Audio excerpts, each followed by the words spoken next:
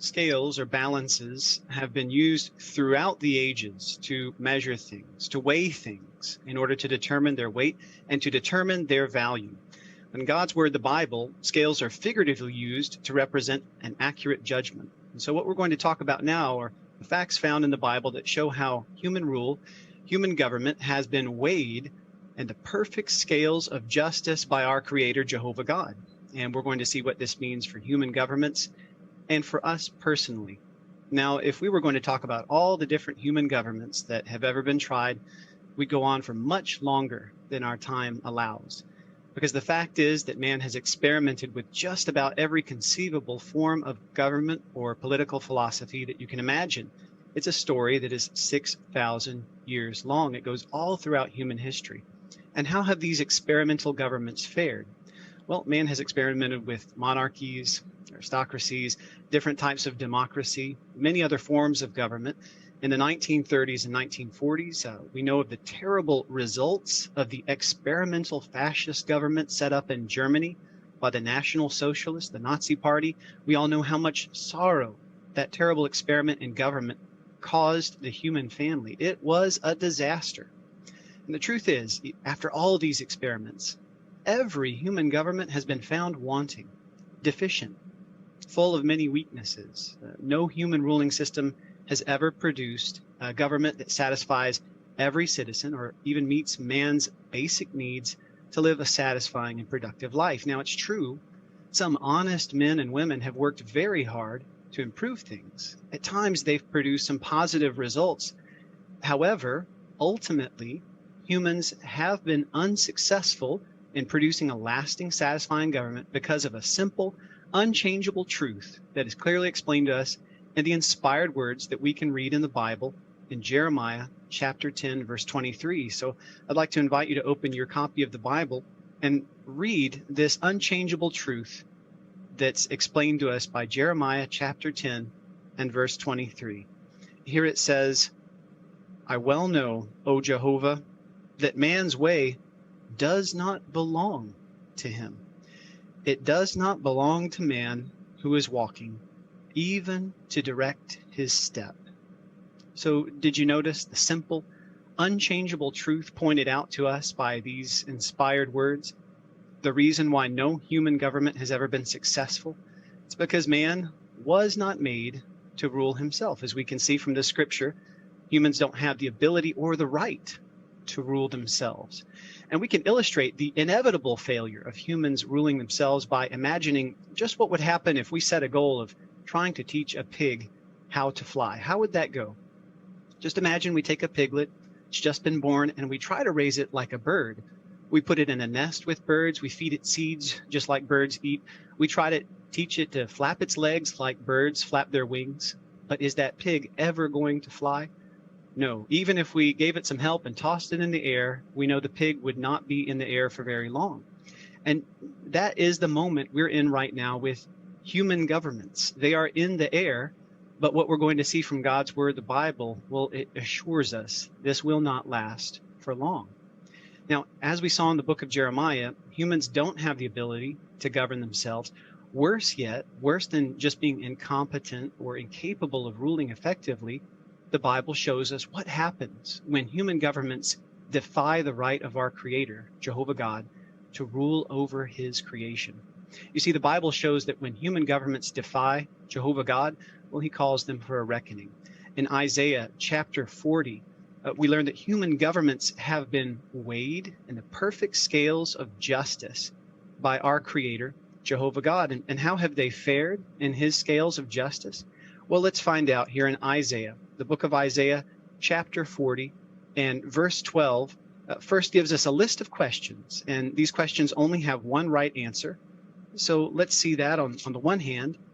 In Isaiah chapter 40 and verse 12, the list of questions says, "Who has measured the waters in the hollow of his hand, and taken the measurements of the heavens with a span of his hand? Who has gathered in a measure the dust of the earth," and notice, "or weighed the mountains in the balances and the hills in the scales?" Well, the only one that could use scales and balances in this sense described here in verse 12 could be Jehovah God. the creator of the universe. He's the only one who is so great and so powerful that he could do the things described in verse 12. So on the one hand, we see how powerful Jehovah is. How are the human governments when compared to him? Well, we find that out in verse 15. We'll read that now. And it says, "Look, the nations are like a drop from a bucket, and as the film of dust on the scales, they are regarded. Look, he lifts up the islands like fine dust." So on the other hand, you notice how insignificant human governments are. Even with all their military might, the nations are nothing compared to Jehovah. They're nothing more than a film of dust on his perfect scales of justice, insignificant and without any real value. And what we see in the Bible in the book of Daniel, in the days of the prophet Daniel, Jehovah weighed the dominant political power of the time, Babylon, and he found it was severely lacking in value. It wasn't a film of dust, it was just a speck of dust. And Daniel chapter 5 really is the perfect place to learn how Jehovah has weighed in his perfect scales of justice imperfect human government. So let's turn there now. And in Daniel chapter 5, what we first learn is about a proud, arrogant king named Belshazzar. And Daniel chapter 5 tells us how this proud, arrogant king decided to throw a feast. But at that feast, on that night, something happened. And this was 2,500 years ago on the night of October the 5th, 539 BCE. But from this fascinating chapter of the Bible, we'll see how that proud king of Babylon, Belshazzar, learned a lesson that night. And we want to learn something from it too. You see, it tells us here in chapter 5 that Belshazzar decided to throw a grand feast for 1,000 of his most important subjects. But that might seem strange when we learn that things weren't going well for Belshazzar in Babylon. Right outside the walls of Babylon, there were two armies, the Medes and the Persians, and they were camped there ready to attack the city. So it might not seem like a good time for a grand feast. But be that as it may, this arrogant, proud king felt invincible. He felt safe behind the colossal walls of Babylon. He thought he was protected by the moats that were formed by the great Euphrates River. So without care, he threw his grand feast with his 1,000 guests, and he drank until the moment that something happened.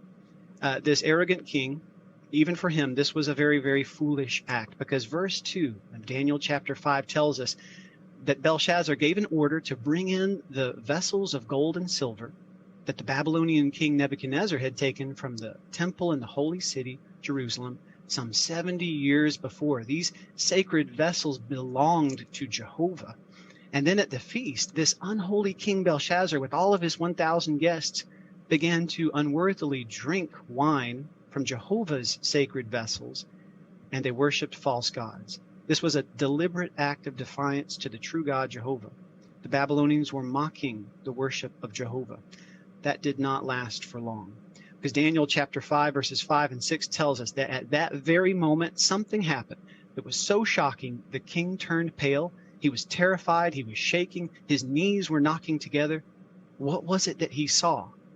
Well, according to Daniel chapter 5, he saw a supernatural hand that began to write on the wall, letter by letter, a divine message that consisted of just 4 words.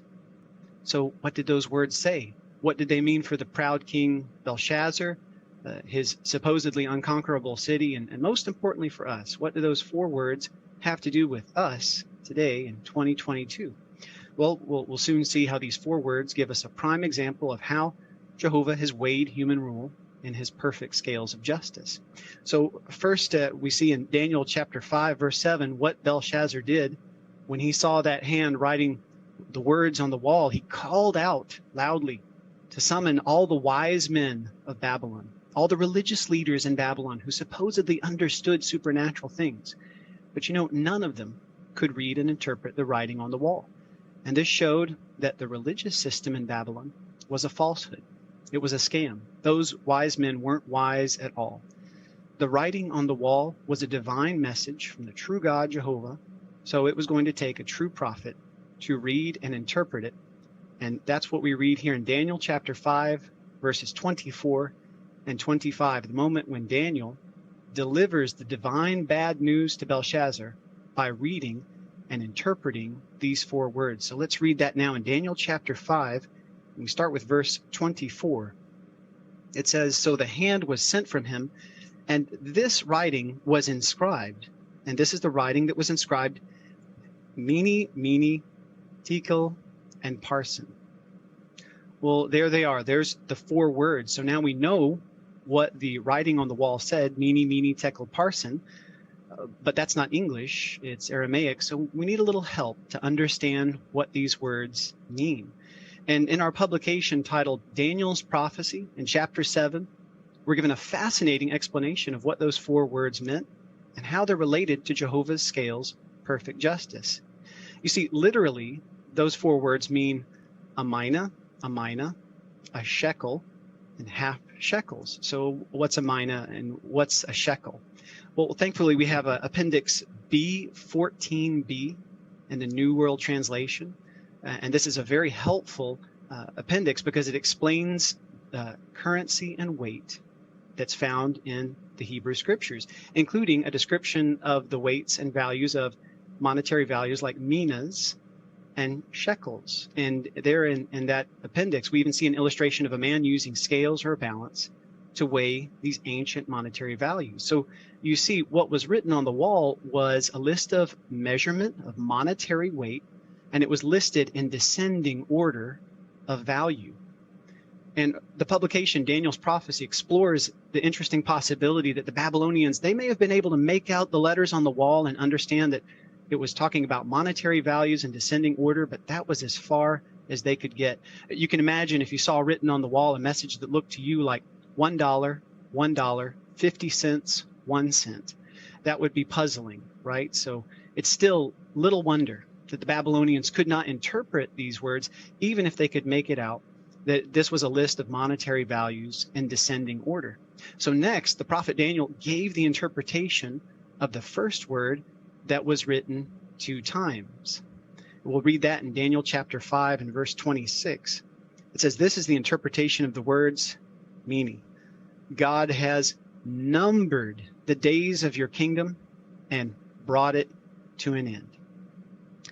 Well, we need to know something about the way that ancient Aramaic writing was done. The word would only have consonants written.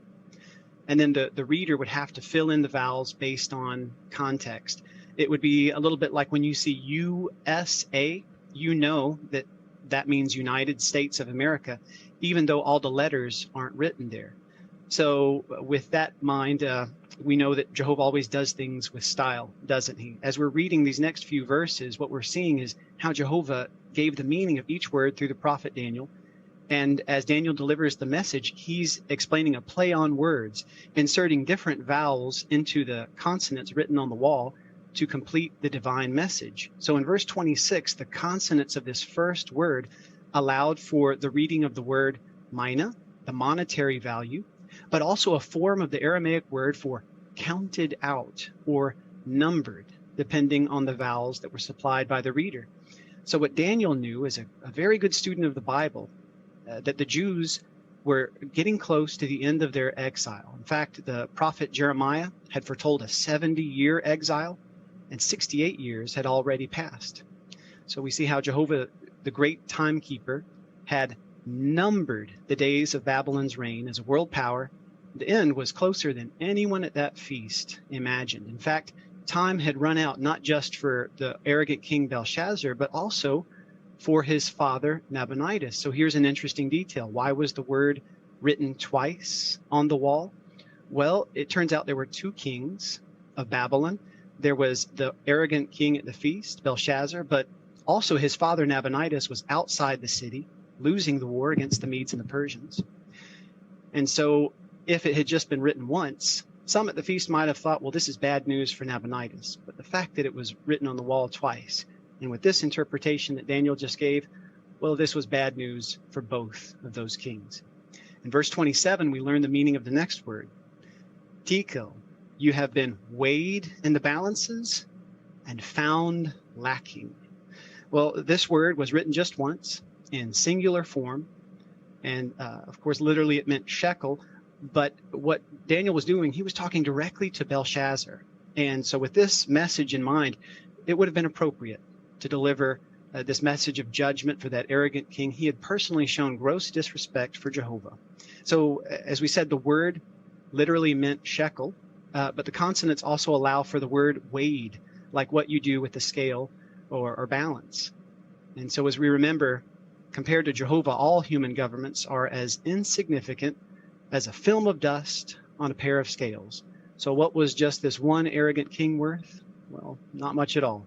Belshazzar tried to exalt himself above Jehovah. He dared insult Jehovah. He ridiculed pure worship, but he had been found lacking, deficient, and wanting. He really deserved this judgment, and we see how Daniel finishes delivering the divine bad news with the explanation of the last word in verse 28. So we'll read that now. Daniel 5:28, Perez, your kingdom has been divided and given to the Medes and the Persians. Now, you may have noticed something changed from verse 25 to verse 28. In verse 25, it said that what was written on the wall was parsim, which would be half shekels, plural. But in verse 28, Daniel read the singular form, Perez, half shekel. And probably because he was just talking to the one king who was present, Belshazzar, while the other king, Nabonidus, was absent. So this last word finished off Jehovah's great riddle. It was a threefold play on words. Literally, parsin meant half shekels, but the letters would allow for two other meanings, divisions and Persians. So Daniel was able to tell Belshazzar that his kingdom had been divided and given to the Medes and the Persians. A triple play on words. Jehovah really does everything with style, doesn't he? Well, they didn't have to wait for long to see this prophecy fulfilled, because verse 30 tells us that very night Belshazzar the Chaldean king was killed, and Darius the Mede received the kingdom. So what this meant is that the Babylonian world power was succeeded that night by Medo-Persia, and over the next 2,500 years it would be followed by Greece, Rome, and the Anglo-American alliance. But you know, the fascinating thing about that is that this march of human governments leading up to our day was also prophesied in the book of Daniel. And not just once, it's actually prophesied twice. And we have a beautiful appendix in the New World Translation, Appendix B9. If we look at that, we can see a beautiful explanation of the world powers foretold by Daniel. And there in Appendix B9, it illustrates it out and lays it out for us, the march of world powers leading up to our time. What's especially of interest to us as students of the Bible is that this march of political powers, as described in Daniel 7, well, there we read what's going to happen in the near future. That's certainly of interest to all of us. Wouldn't you agree? So now let's try to read and visualize in our imagination just what it was that Daniel saw as he received this prophetic vision written in Daniel 7, and we'll see how it affects us and what it means for our future.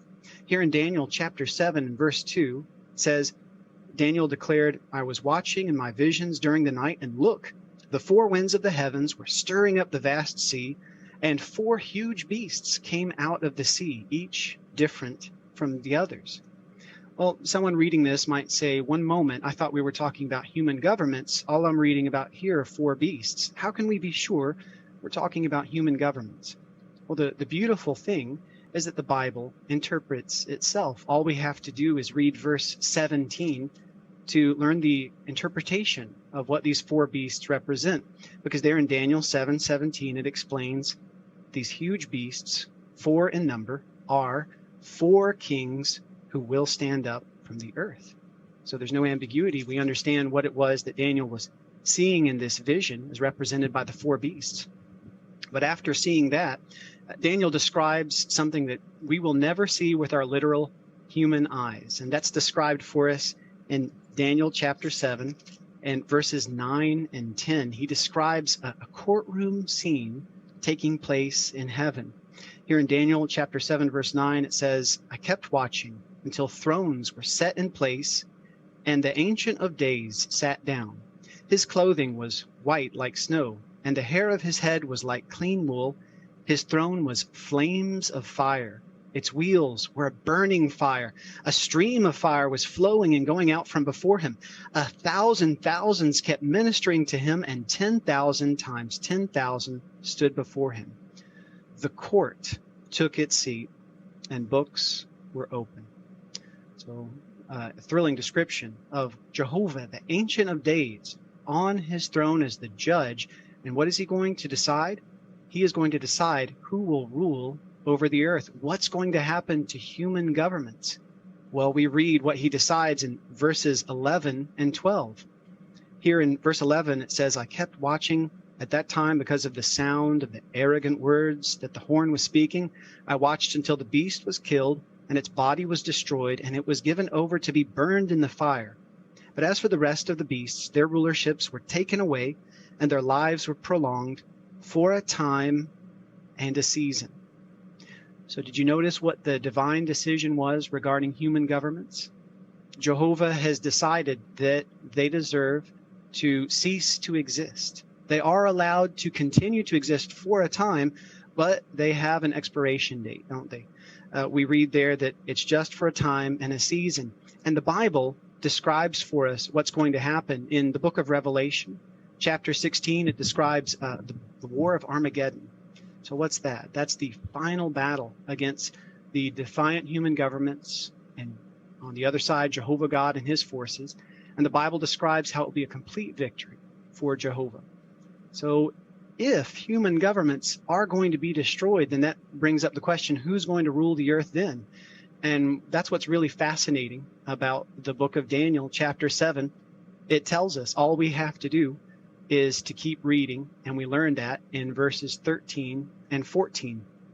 Daniel says in verse 13, I kept watching in the visions of the night, and look, with the clouds of the heavens, someone like a son of man was coming, and he gained access to the Ancient of Days, and they brought him up close before that one.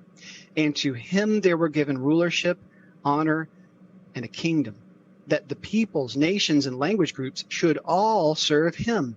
His rulership is an everlasting rulership that will not pass away, and his kingdom will not be destroyed. So we see this universal court decides to give rulership to Jesus Christ. This can be none other than Jesus Christ. And the Bible shows that the Messianic kingdom, with Jesus as the king, was established in heaven in the year 1914. Now, are you wondering why we say 1914 was the year when Jesus was enthroned as the king of the Messianic kingdom? If that's your question, that's a very good question, and it has a very satisfying answer. So if you're unsure why we point to the year 1914 as the year when the Messianic kingdom was established, please do ask one of Jehovah's Witnesses to explain that to you after the meeting today. But the fact is, the Bible shows that since 1914, God's kingdom and man-made governments have ruled simultaneously. And this allows us to do something that is so very important right now.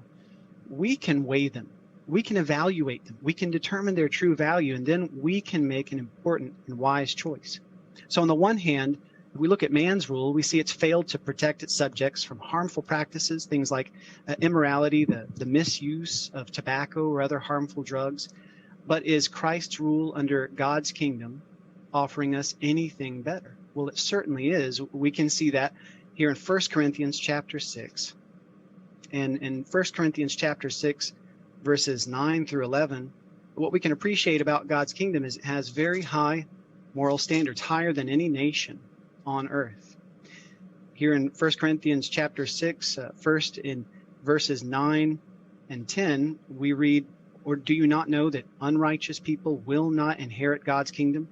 Do not be misled. Those who are sexually immoral, idolaters, adulterers, men who submit to homosexual acts, men who practice homosexuality, thieves, greedy people, drunkards, revilers, and extortioners will not inherit God's kingdom. So we see that there's a very high code of moral conduct required by God's kingdom. But there are many nations that punish bad conduct. What's the difference? Verse 11 is the difference, because that's where it tells us the power that God's kingdom can exercise in our life right now. Because it says, and yet that is what some of you were, but you have been washed clean, you have been sanctified, you have been declared righteous in the name of the Lord Jesus Christ and with the Spirit of our God. So we can see Jesus Christ as King of God's kingdom is refining us right now. He's teaching us how to live a better life right now. As Isaiah 48:17 tells us, God's kingdom is teaching us to benefit ourselves. And during this pandemic, haven't we certainly appreciated the guidance and orientation that we've received through Jehovah's kingdom? We've been given direction that certainly has preserved life. Well, Christ's rule, no doubt, is teaching us how to live a better life now, and it's teaching us how we can live forever. Rule by mortal man could never bring lasting benefits, but the Messianic kingdom, as we've seen from the Bible, will last forever. And in the near future, God's kingdom will destroy earthly governments and bring its own righteous rule to the entire earth. So what's that going to mean for humanity? Well, crime and violence will be at an end. Racial divisions, national divisions, police brutality, all of these things will end. Why? Because the law in God's kingdom is that you must love your neighbor as yourself. And Jehovah and Jesus, they can read our hearts, can't they? They know if we're obeying from our heart that command to love our neighbor as ourselves. And what that's going to mean is that housing shortages, homelessness, unemployment, all those will be things of the past. Everyone will have plenty of food and perfect health. We know Jesus, during his 3.5-year ministry, cured all of those who were sick that encountered him. And in the future, he will ensure that none of us ever get sick. Won't that be wonderful? But we can be sure all damage done to the entire human family will be undone by God's kingdom in the hands of Jesus Christ. But that brings us to the most important question for us. What do we have to do to see all of this come to pass? What do we have to do to benefit from God's kingdom rule? Well, what we sincerely hope is that this discussion has helped us to appreciate the importance of trusting in God's kingdom right now. And our brief discussion has been aimed at helping us focus our attention on the blessings that are going to come to those who give their allegiance to God's kingdom right now, and the eternal blessings that we can enjoy in the near future under God's kingdom. So what do we have to do right now to qualify? Well, it's very simple. We have to study the Bible, and then we have to mold our lives to conform to the requirements of God's kingdom. But we also need to do what we're doing right now, associating with other true worshipers through our Christian meetings.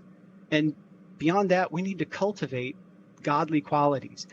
Could that be too difficult? Was that out of our grasp? Well, I think you'll be comforted by what we find here in the book of Micah. In Micah chapter 6 and verse 8, we read how reasonable Jehovah is and what he requires of us. Here in Micah chapter 6 and verse 8, it says, "He has told you, O man, what is good. And what is Jehovah requiring of you? Only to exercise justice, to cherish loyalty, and to walk in modesty with your God." Isn't that reasonable? Beyond that, of course, we can't just keep all this knowledge to ourselves. We have to zealously proclaim the good news of God's kingdom to others. But as we've seen in the prophecies of the book of Daniel, Jesus Christ, reigning as king right now, will have a government that will exist for all time to come. So it's certainly worth it, whatever sacrifice we have to make. So brothers and sisters, friends who join us in this meeting, human rule has been weighed in the balance of perfect justice by our Creator, Jehovah God. And the writing is already on the wall of this tired old system of things. We can be sure imperfect human rule will be replaced by God's kingdom, bringing an end to all injustice, inequality, and suffering. So let it be our determination right now to trust God's kingdom, to live according to God's laws and principles, and to look forward to a bright future when we can enjoy everlasting life on a paradise earth.